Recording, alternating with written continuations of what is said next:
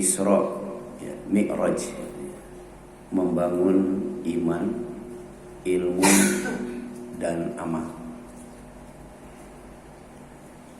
Sepulang dari Isra Mi'raj, Nabi Muhammad SAW itu menceritakan, ya, peristiwanya, ya, kepada kaum Quraisy. Ya. Jadi pengalaman Isra dan Mi'raj beliau sampaikan kepada kaum Quraisy. Kemudian, ya, Nabi SAW diuji, ya, dengan pertanyaan tentang Baitul Maqdis. Ya. Jadi kalau kamu benar-benar, ya, ya, melakukan Isra, ya, maka tolong sebutkan, ya, gambarkan, jelaskan oleh kamu tentang Baitul Maqdis. Nah, Allah tampakkan Baitul Maqdis di hadapan Nabi SAW, sehingga beliau menjelaskannya dengan tepat, dengan akurat, ya. Dan kemudian Nabi SAW bersabda, "Fa jallallahu fi Baitil Maqdis fatafiktu ukhibirhum an ayatihi." Ya, Allah menampakkan Baitul Maqdis kepadaku, lalu aku menjelaskan tanda-tandanya kepada mereka. Ini hadis riwayat Bukhari, ya, kemudian Muslim, ya. Jadi kalau sekarang, ya, ada kamera kan, ya, ya. Ada yang namanya satelit, ya. Jadi gampang banget. Tapi waktu itu kan belum ada yang namanya HP, belum ada. Jadi kalau sekarang ke Baitul Maqdis tinggal di videoin aja, ya, buktinya kita perlihatkan, ya. Kalau dulu kan enggak, ya. Jadi waktu itu, ya, harus menempuh perjalanan, ya, kalau naik unta itu 1 bulan. Tapi ini, ya, berangkat setelah Isya, pulang sebelum subuh, ya. Jadi sesuatu yang mustahil di zaman itu. Maka untuk membuktikan, ya, kebenarannya, mereka, ya, menuntut kepada Rasul agar menjelaskan, ya, tentang bagaimana Baitul Maqdis itu, ya. Dan Allah perlihatkan itu, ya. Jadi benar-benar Rasul itu melihat Baitul Maqdis itu, ya, dari jarak jauh, ya. Karena ternyata, ya, orang yang dekat dengan Allah, orang yang dicintai oleh Allah, ya, Allah akan menjadi penglihatannya, yang dengannya dia melihat, ya. Rasul melihat Baitul Maqdis, ya, dari jarak yang jauh itu dengan penglihatan Allah, ya. Kemudian, ya, sikap kaum Quraisy setelah mendengar berita Isra Mi'raj, ya, ya, Nabi Muhammad SAW, ya, mereka terbagi menjadi 3 golongan. Menjadi 3 golongan. Pertama, golongan mayoritas, ya.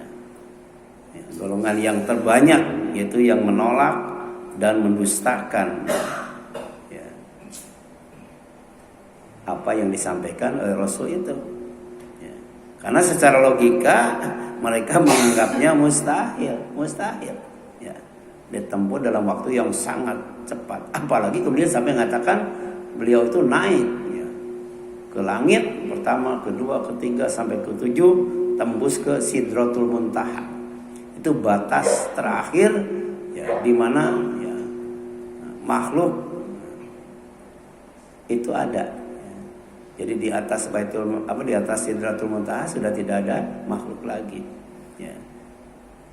Dan di dekat Sidratul Muntaha itu ada Jannatul Ma'wa, ya, surga di mana manusia yang beriman, bertakwa, beramal soleh akan ditempatkan di sana, ya, Jannatul Ma'wa, ya.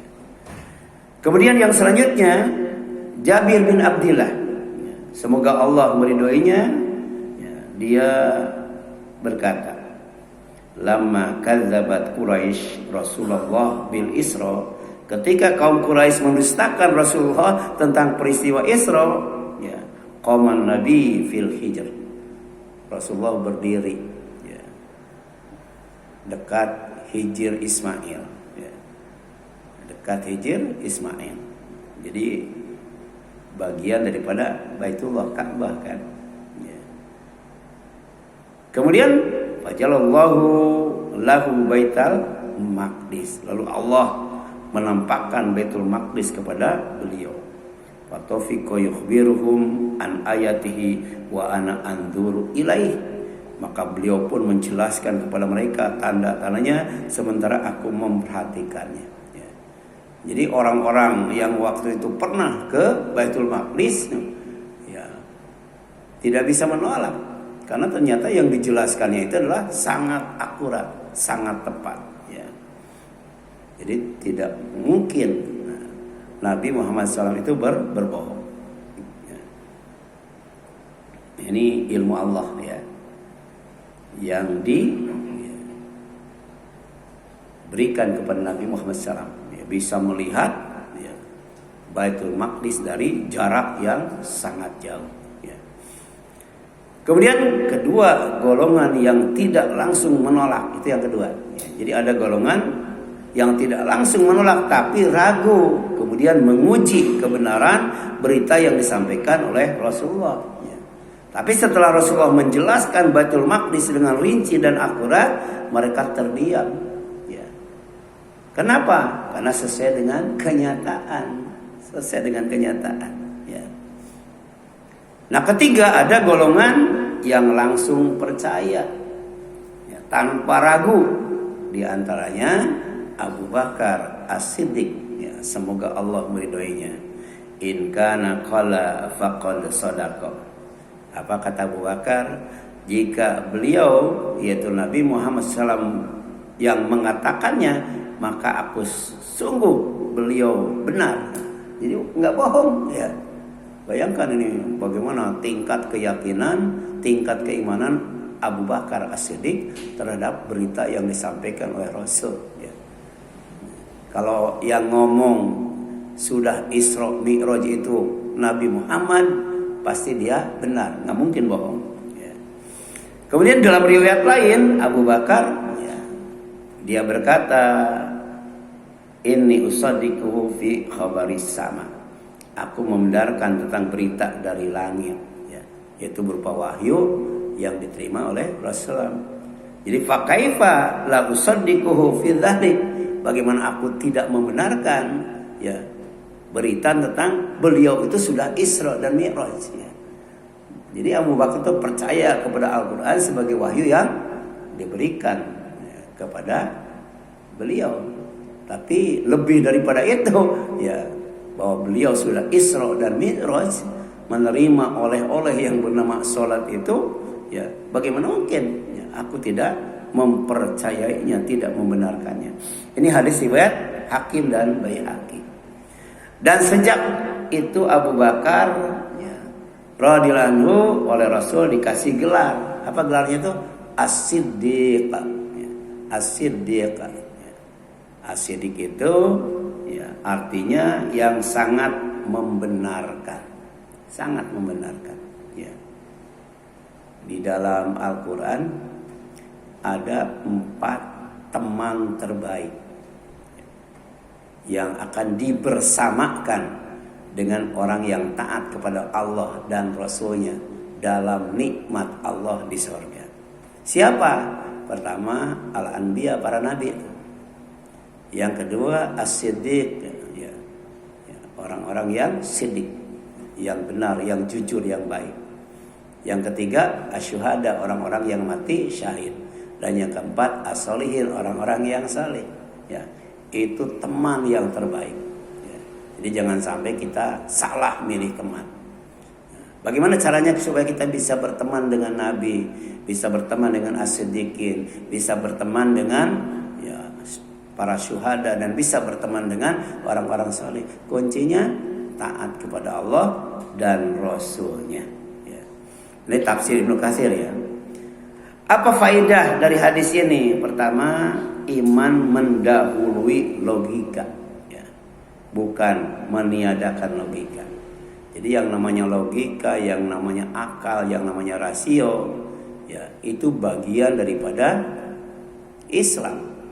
Tapi itu ya tidak boleh mendahului iman. Jadi iman dulu baru logika, iman dulu baru ilmu, baru ilmu. Kenapa? Karena ilmu itu terbatas. Oleh karena itu waktu itu bagaimana kalau tidak beriman? Tidak mungkin ya. Mereka percaya bahwa Quran itu wahyu Allah, Rasul itu nabi Allah ya. Kemudian ya, Isra Mi'raj yang waktu itu kendaraan yang paling canggih unta dan kuda ya. Sementara alat ya, transportasi dengan hasil ilmu dan teknologi ya, sekarang ini belum mampu ya, jangankan menembus langit ya, sampai 7 langit, sampai ke Sidratul Muntaha ya, menembus langit dunia saja yang Allah jadikan bintang sebagai hiasannya belum mampu ya. Jadi walaqad zayyana sama'ad dunya bimasabih. Ini masalah makrokosmos, ini masalah luar angkasa. Jadi bintang itu ya Allah tempatkan di langit dunia, langit yang dekat dengan bumi. Jadi kalau kita naik ke atas kemudian bintang sudah habis, berarti itu sudah lewat langit dunia. Tapi ternyata berapa miliar bintang itu ya. Coba aja yang tampak saja ya, di bagian belahan bumi ketika langit cerah kita keluar, ada yang bisa ngitung bintang nggak? Ada berapa tuh? Hitung itu ya. Apalagi kalau yang ditampakkan semua di bagian bumi yang lainnya ya. Ya. Jadi sebelum bintang terhitung itu sudah habis umurnya tuh. Saking banyaknya ya. Karena bintang itu ada gugusan-gugusannya. Wassama'i dzatil buruz. Ada dzatil hubub. Oh, luar biasa tuh. Al-Qur'an berbicara tentang makrokosmos. Padahal diturunkan di padang pasir, di kalangan masyarakat yang umi. Nabinya pun tidak bisa baca dan tulis. Tapi ternyata bukan halangan orang menuntut ilmu walaupun dia tidak bisa baca, tidak bisa tulis. Itu ada anak-anak belum bisa baca, belum bisa nulis, tapi sudah hafal 30 juz. Bahkan ada orang-orang Kristen non Muslim, ya, masih balita, ya, hafal Al-Quran, fasih bahasa Arab, hafal hadis, nggak belajar itu. Sampai setiap kali dia ceramah ribuan orang masuk Islam itu. Ya, namanya apa? Khalifah ya, khalifah itu. Ya. Jadi bukan halangan orang yang tidak bisa baca dan tidak bisa nulis untuk mendapatkan ilmu, apalagi ilmu yang bermanfaat, ilmu yang oleh Allah nanti ditempatkan dalam hati untuk menyinari tangan kita, mata kita, telinga kita, kaki kita, ya. Sehingga bukan hanya hati yang bersinar, kemudian ya seluruh raga kita juga tersinari, ya. Makanya orang yang tidak mendapatkan cahaya Allah, yaitu Al-Quran, Al-Islam, itu disebut dolim, orang yang hidup dalam kegelapan. Kemudian yang kedua, Isra Mi'raj Nabi Muhammad SAW itu ujian keimanan, ya. Sehingga ada yang ragu, ya, ada yang ingkar, ada yang tasdik membenarkan, yang yakin. Contohnya Abu Bakar. Ya. Kemudian siap menerima kabar dari Rasul SAW meski akal belum menjangkaunya. Ya. Jadi Al-Quran itu diturunkan oleh Allah bukan untuk dibenarkan sebagian, didustakan sebagian. Jadi bagaimana ya kita menyikapi Al-Quran? Kata Rasul, kalau kamu sudah tahu ya, arti dan maksud Al-Quran, amalkan. Ya. Tapi kalau belum tahu, belum paham, tetap imani. Ya. Jadi kalau sudah tahu, amalkan. Tapi kalau belum tahu, imani. Sebab apa? Otak kita kecil ya. Otak kita segede apa sih? Ya. Sementara ilmu Allah yang ada dalam Al-Quran, ya, yang sebanyak 30 juz itu bukan hanya untuk manusia sekarang saja, tapi juga untuk manusia akhir zaman. Sementara makin lama ilmu dan teknologi makin maju. Ya. Ya. Jadi waktu itu kan nggak itu kan belum ada HP kan. Belum ada kamera, belum ada satelit ya. Jadi wajar kalau mereka itu mengingkari, meragukan. Tapi kalau iman itu mendahului logika, luar biasa itu. Ya. Kemudian yang selanjutnya maka tasbih ya. Ucapan subhanallah itu sebagai ungkapan zikir, ya, adalah cara yang tepat dalam menyikapi peristiwa Isra Mi'raj Nabi Muhammad SAW yang menegaskan kemahakuasaan Allah. Jadi kalau ilmu kita belum ada, ilmu kita belum bisa menjangkau ilmu Allah, ya, maka kemudian apa yang dilakukan oleh malaikat, apa yang diucapkan oleh malaikat ketika disuruh menyebutkan ilmu-ilmu yang diajarkan kepada Nabi Adam. Apa katanya? Subhanaka la ilma lana illa ma 'allamtana innaka antal alimul hakim. Itu ucapan orang yang berilmu, tidak sombong. Karena di atas orang yang berilmu ada lagi orang yang lebih berilmu, nggak boleh sombong, ya. Jadi ketika kita menyikapi iman yang berkaitan dengan ilmu Allah, ya, ketika kita belum nyampe, kita ucapkan subhanallah, ya. Dan ketika Allah menjelaskan tentang Isra, ya, diperjalankannya Nabi Muhammad SAW dari Masjidil Haram ke Masjidil Aqsa, itu dibuka dengan kalimat subhana, kan ya? Subhanalladzi asra bi abdi laila minal masjidil haram ilal masjidil aqsa. Jadi maha suci Allah yang telah memperjalankan hambanya pada satu malam, ya, dari Masjidil Haram ke Masjidil Aqsa, yang waktu itu tidak mungkin bisa satu malam. Minimal berapa tadi? 1 bulan. Ini 1 malam. Jadi otak nggak nyampe itu, ilmu belum nyampe, apalagi teknologi belum nyampe. Kalau sekarang nyampe nggak? Coba. Sekarang kan pesawat terbang itu yang menarik jamaah haji, mengangkut jamaah haji dari mana? Dari Soekarno Hatta ke Jeddah. Itu kecepatannya berapa? 900 km per jam. Sementara dari Masjidil Haram ke Masjidil Aqsa itu 950 km. Jadi 1 jam lebih sedikit lah nyampe itu pakai pesawat terbang sekarang. Kalau dulu pakai unta harus 1 bulan, ya. Makanya yang namanya ilmu itu baru kemudian menjadi kuat, ya, manakala ilmu dan teknologi itu ditingkatkan, dikembangkan.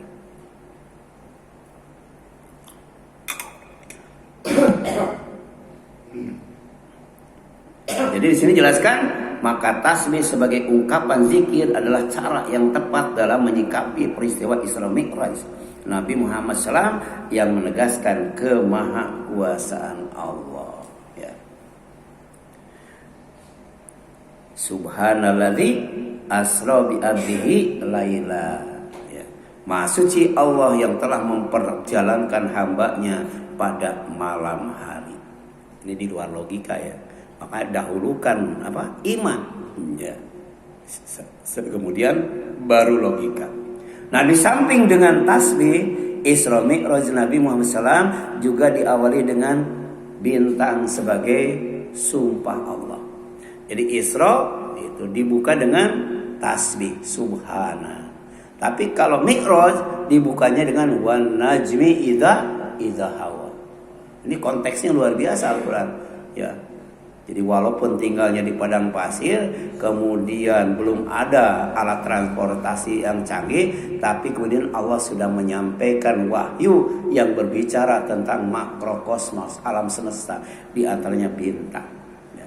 Jadi bintang itu dilewati, padahal bintang itu ada yang gedenya lebih gede dari matahari, tingginya lebih tinggi dari matahari, panasnya lebih panas dari matahari, dan banyaknya tak terhingga. Tapi oleh kendaraan yang bernama apa? Buruk, itu bisa dilewati itu. Bisa dilewati itu. Sampai tembus langit dunia, ketemu dengan nabi-nabi, langit pertama, langit kedua sampai langit ketujuh itu. Dan itu pun setelah pintu langit dibuka. Sekarang kita tidak bisa melihat pintu langit itu di mana adanya, bagaimana bentuknya, berapa banyak yang nggak tahu, ya. Tapi ketika, ya, nanti sangkakala ditiup oleh malaikat Israfil, ya, langit itu ternyata abwaba, punya banyak pintu. Nah, Rasul ketika mau, ya, menembus langit, ya, itu menunggu pintu itu dibuka, dan kemudian ditanya, ternyata ya benar ya bahwa orang ini memang ya diundang oleh Allah untuk menghadapnya. Jadi kalau sekarang pakai barcode ya, pakai barcode ya, barcode ya. Nggak bisa kalau nggak pakai barcode itu. Ya, demikian pula Rasul tuh lewat langit 1, 2, 3, 4, 5, 6, 7 ya. Itu ternyata nggak sembarang orang diizinkan untuk masuk. Makanya film Armageddon itu berbicara tentang pintu langit itu. Pintu langit ya. Itu disebutnya sebagai pintu setan. Karena setiap mau nyampe meledak itu pesawatnya itu. Wan najmi idha hawa, kata Allah, demi bintang apabila jatuh. Jadi secara tersirat ayat ini menegaskan bahwa bintang itu berada di tempat yang tinggi ya, yaitu langit dunia ya. Dan pada hari kiamat akan jatuh ke tempat yang rendah, yaitu bumi ya. Sampai ada surat Al-Qari'ah ya. Al-Qari'atu mal-Qari'ah wa ma adraka mal-Qari'ah ya. Jadi Al-Qari'ah itu apa gitu ya. Ternyata yauma yakunun nasu kal farasyil mabthus wa takunul jibalu kal ihnil. Manusia seperti apa? Laron ya. Jadi saking paniknya, saking takutnya, dia kemudian lari tanpa arah. Nggak tahu kemana mau lari, kemana mau berlindung kan. Ainal mafar kalla lawazar ya, ila rabbika yauma idzinil mustaqar. Mereka bertanya kemana tempat berlari. Kata Allah jangankan tempat berlari, tempat berlindung pun tidak ada. Hanya kepada Allah tempat yang paling aman ya, itu. Kemudian yang selanjutnya ya, sampai hari ini ilmu dan teknologi manusia belum mampu membuat alat transportasi yang mampu menjelajahi semua gugusan bintang yang Allah tempatkan di langit terdekat dengan bumi ya. Jadi bintang saja yang Allah tempatkan di langit dunia itu belum dijelajahi semuanya dengan alat transportasi yang paling canggih sekarang ya. Apalagi sampai kemudian menembus langit dunia ya, langit yang paling dekat. Nah sementara karya cipta Allah itu, karya cipta Allah yang bernama Buraq ya, itulah telah mampu membawa Nabi Muhammad SAW menembus 7 langit, bahkan sampai ke tempat tertinggi yaitu apa? Sidratul Muntaha, dan kemudian sampai di surga ma'wa ya. Ini nanti kita jelaskan ya, ya penghuni surga dan penghuni neraka ya, itu ya yang kemudian ya, yang disebutkan ya oleh Rasul ketika Isra dan Mi'raj. Jadi diperlihatkan surga, diperlihatkan neraka, itu bagian daripada oleh-olehnya ya. Tapi oleh-oleh yang utama dan pertama apa? Salat. Karena ternyata orang yang salat dapat surga, al-mu'minun. Orang yang tidak salat dapat neraka, al-mudaththir, kan begitu ya. Jadi ada kaitannya tuh salat itu dengan surga dan neraka. Hati-hati kalau tidak salat neraka. Tapi kalau salat insyaallah surga ya. Nah kemudian Allah berfirman ya, walaqad ra'ahu nazlatan ukhra inda sidratil muntaha indaha jannatul ma'wa. Ini anajalnya berbicara tentang bintang. Setelah manusia mampu menembus bintang, menembus langit yang 7 itu, baru ujungnya ketemu dengan sidratul muntaha. Dan ternyata dekat sidratul muntaha itu ada jannatul ma'wa. Jadi surga itu tempat yang tinggi. Jadi tidak mungkin kita sampai ke sana naik bajai. Nggak sampai. Ya. Jadi kalau keranda jenazah itu cuma mengantarkan sampai mana? Sampai di dalam. Ya. Tapi ruh kita ya dengan jasad yang baru harus naik ke atas, menembus langit yang 7, kemudian sampai ke Sidratul Muntaha, baru ada surga. Dan cara untuk naiknya itu bukan dengan buraq. Karena buraq itu kendaraan khusus untuk Rasul. Dan belum, mungkin bisa jadi sampai hari kiamat manusia tidak mampu membuat kendaraan seperti buraq yang kecepatannya satu kali melangkah sejauh mata memandang. Itu melangkah. Bagaimana kalau dia lari? Bagaimana kalau dia terbang? Berapa itu kecepatannya? Ya. Sekarang baru ultrasonic ya, baru melampaui kecepatan suara katanya. Bisa nggak melampaui kecepatan cahaya seperti malaikat?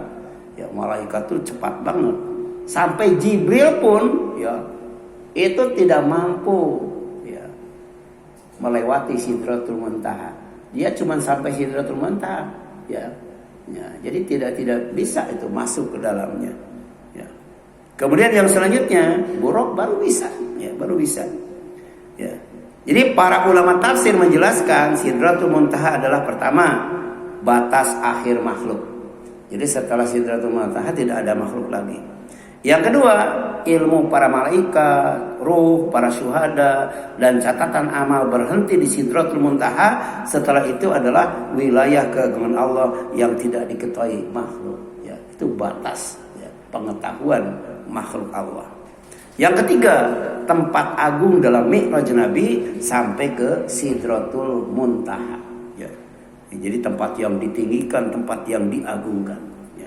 Kemudian Rasul menjelaskan tuh dalam hadis yang sahih dalam surat An-Najm tentang Sidratul Muntaha yang tidak bisa digambarkan. Ya. Kemudian saat Mi'raj, Jibril alaihissalam berhenti di situ dan tidak mampu melampauinya. Jadi hanya Nabi SAW yang diizinkan melanjutkan sesuai dengan kehendak Allah. Ya. Yang keenam, dekat dengan Jannatul Ma'wa yang artinya surga tempat kembali. Wa amma man khaufa maqama rabbih ya wa nahan nafsa anil hawa fa inna jannata hiya ma'wa. Itu surat An-Nazi'at kalau enggak salah ya, yang suka dibaca oleh Mas Rijal itu ya. Jadi orang yang takut kepada Allah kemudian mengendalikan hawa nafsunya, itu dua syarat untuk sampai ke apa?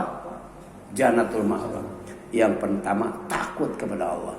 Itu syarat pertama. Yang kedua, wanahan nafsa anil hawa, menahan hawa nafsu. Nah, hujan ya sebagai rahmat Allah ya untuk semua manusia, tapi juga sebagai ujian bagi orang yang beriman, sebagai azab bagi orang yang kafir. Jadi hujan itu kalau kita baca dalam Al-Quran, pertama sebagai apa? Rahmat, kasih sayang buat manusia. Yang kedua sebagai ujian bagi orang yang beriman. Yang ketiga apa? Azab, bencana bagi orang yang kafir. Tapi kadang-kala manusia dikasih hujan malas ke masjid ya. Iya. Ya. Kemarin kan hujannya cuma 1 dengkul ya. Akhirnya 1 dengkul 1 paha. Tapi di masjid katanya kosong sampai yang adzan Yanto katanya. Ya, Yanto. Saya nggak dengar Yanto adzan gimana gitu. Yanto ya. Gitu. Nggak ada itu yang ke masjid itu. Padahal banjirnya cuma sedengkul, ya, belum sampai sedada itu. Itu ujian. Nah, ini juga termasuk sedikit ya, sedikit. Cuman 2 sap tadi, 2 sap, ya. Itu, 3 sap itu. Ya, baru diuji dengan air. Bayangkan kalau diuji dengan angin, udah, ya. Apalagi diujinya dengan api, ya, dengan api. Nanti kalau umat Nabi Muhammad SAW itu melakukan 15 perkara, ya, maka Allah timpakan angin yang sangat merah. Berarti suhu yang sangat panas itu nanti. Di samping juga Allah timpakan banyak gempa bumi. Di samping namanya al-mashu. Al-mashu itu wujudnya manusia, tapi kelakuannya melebihi dajjal, setan dan iblis. Sudah ada belum sekarang? Iya. Jadi kalau umat Islam sudah melakukan 15 perkara katanya, di antaranya ya kekuasaan dijadikan sebagai ghanimah untuk menumpuk kekayaan. Hati-hati itu. Kalau itu yang melakukannya umat Nabi Muhammad, Allah timpakan 3 bencana. Yang pertama apa? Ya, Arihul Amhamra.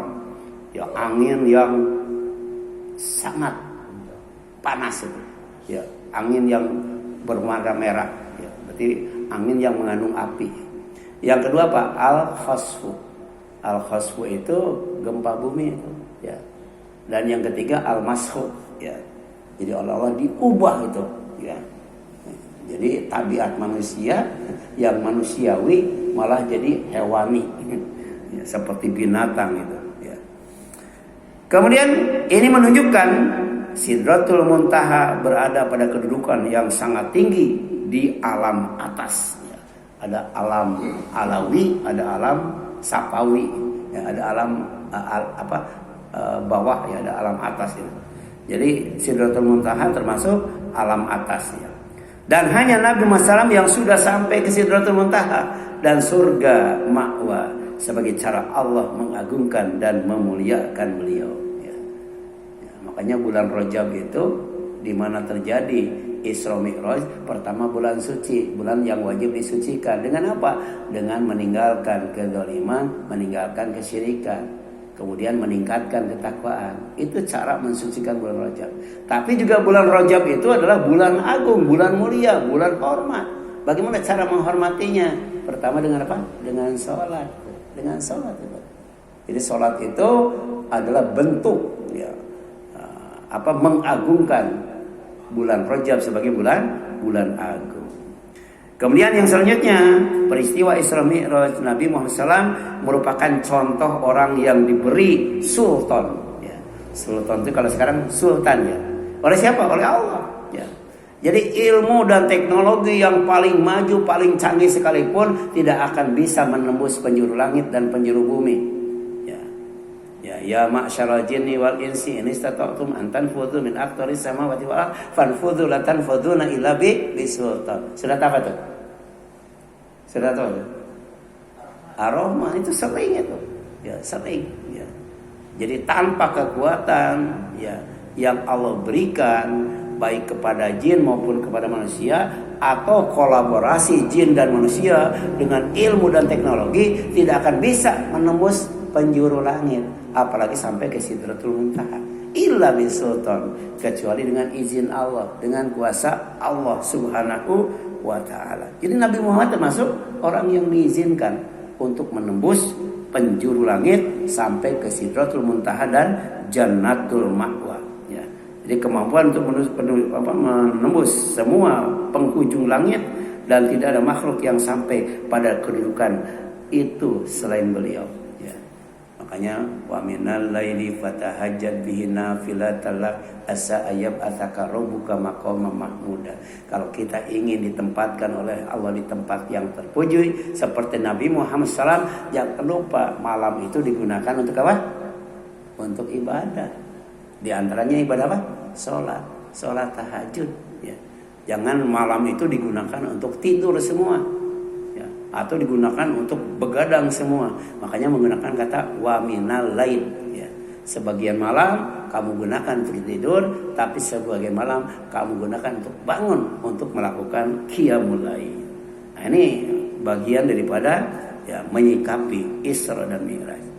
Jadi apa kata Allah dalam surat tadi Ar-Rahman ayat 33 kan? Ya ma'syara jin, wahai segenap bangsa jin, wal insi dan bangsa manusia, ini istata'tum jika kalian mampu antan fudu min aqtaris samawati wal ardh untuk menembus penjuru langit dan bumi, fanfudu, silakan tembus. Ini tantangan Allah, mukjizat Al-Qur'an ini ya. La tanfuduna illa bisultan, tapi kalian tidak akan bisa menembusnya ya, baik penjuru langit ataupun penjuru bumi illa bisultan, kecuali dengan kekuatan. Dan itu kita minta kepada Allah selepas salat tahajud ya. Coba kalau umat Islam di Indonesia semuanya salat tahajud kemudian berdoa, insya Allah ya presidennya itu luar biasa ya. Apa doanya ya? Rabbi adkhilni mudkhala sidqi wa akhrijni mukhraja sidqi waj'alni min ladunka sultanan nasira. Ya, kita minta kepada Allah penguasa yang menolong, penguasa yang membela, penguasa yang membantu. Membantu apa? Membantu Islam dan umat Islam, membantu manusia dalam menggapai keamanan, ya, kebahagiaan, kesuksesan dan keselamatan. Itu minta. Kalau tidak diminta nggak bakal dikasih. Yang namanya pemimpin dari mulai RT sampai presiden, minta tidak diminta Allah kasih. Tapi kalau pemimpin yang menolong tidak akan dikasih kalau kita tidak minta. Dan syaratnya harus bangun malam, itu baru dikasih. Baru dikasih. Ya. Bisa nggak kita setiap malam ya kita bangun malam? Di antaranya untuk apa? Untuk sholat tahajud. Teknisnya baca surat Al-Muzammil ayat 1 sampai 20. Itu untuk mendapatkan maqamam mahmuda. Maqam itu tempat ya, mahmuda yang terpuji, sampai kemudian nanti Rasul dikasih gelar al-musyaffa, orang yang diizinkan memberikan syafaat. Kemudian dalam kaitannya dengan Isra Mi'raj ya, umat Nabi Muhammad diberi kendaraan yang bernama yang setara dengan buruk. Apa itu? Ya, tidak dikasih buruk, nanti nggak ada buruk jilid 2, nggak ada itu. Ya. Yang dikasih buruk cuma Rasul saja. Tapi Allah ngasih itu kendaraan yang setara dengan buruk, yaitu apa? Sholat 5 waktu. Dan untuk mendirikannya dibutuhkan kekuatan iman, ilmu, dan amal. Ya, jadi sholat itu butuh ilmu, sholat itu butuh iman, dan sholat itu butuh amal. Bukan hanya teori doang, kan? Jadi hiya khamsun wa hiya khamsun la yubadil al-qauladaya katanya ya. Jadi sholat 5 waktu itu ya nilainya pahalanya sama dengan 50 waktu. Sahih Bukhari. Kemudian as-sholatu mi'rajul mu'min. Sholat itu mi'rajnya orang yang beriman. Karena orang yang beriman itu orang yang kuat. Orang yang kuat itu orang yang lebih dicintai Allah ya. Kemudian lebih baik dibandingkan dengan orang mukmin yang lemah. Ternyata kekuatan iman itu di samping doa adalah sholat. Karena sholat bisa menembus langit sampai kemudian ke Jannatul Ma'wa. Makanya dalam hadis riwayat Baihaqi disebutkan as-sholatu mi'rajul mu'min. Sholat itu adalah mi'rajnya orang yang mi'raj itu tangga. Tangga itu untuk naik ya. Jadi kita tidak bisa naik itu ke tempat yang paling tinggi kalau tidak dengan sholat ya. Itu barangkali yang disampaikan, mudah-mudahan bermanfaat bagi kita. Mohon maaf apabila ada kesalahan kurangan ya. Silakan ada yang tanyakan saya di sini.